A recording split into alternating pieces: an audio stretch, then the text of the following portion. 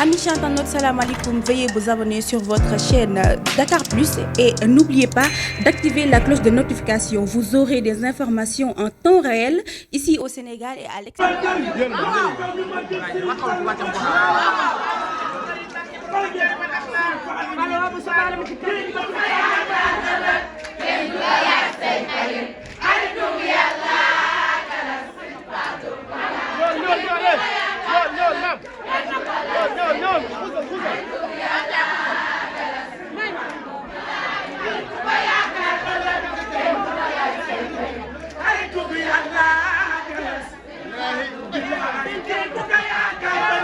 kenn du la laaj say ayib xaritu bi Yàlla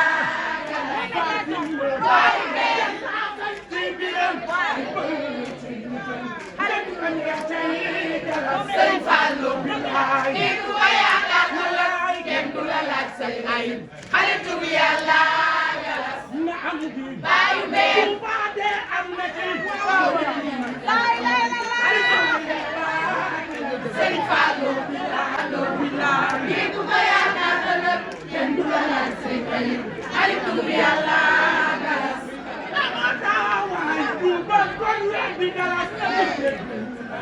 Sëñ Fallu Sëñ Fallu billaay kii ku ko yaakaar ëllëg kenn du la laaj say ayib xaritu Yàlla nekk Fallu bàyyi leen soom gi daan laa bëgg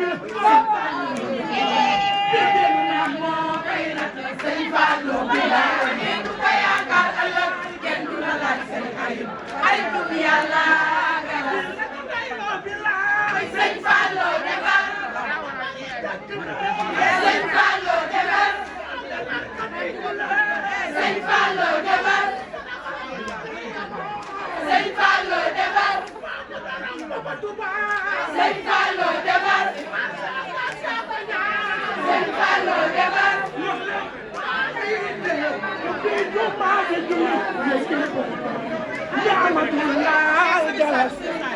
billaay ay waay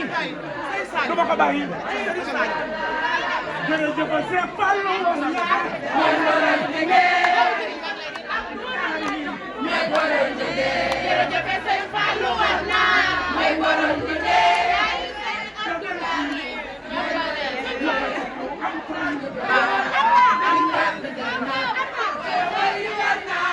ñaan yëpp fa juna Seex Fallu nekk na waaw di ñëpp ñëw na xéewal yi war na ñaan yëpp fa juna Seex Fallu bu ma soppal am Fallu di ñëpp ñëw na xéewal yi war na ñaan yëpp fa juna Seex Fallu nekk na di ñëpp ñëw na xéewal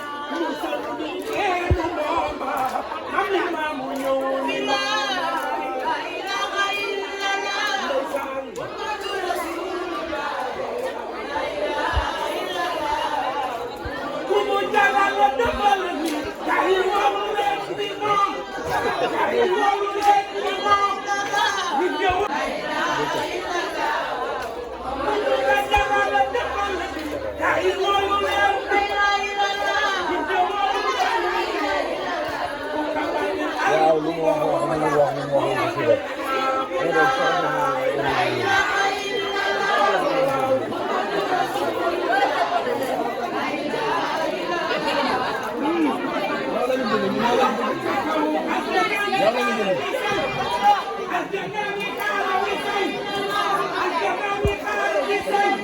rek dama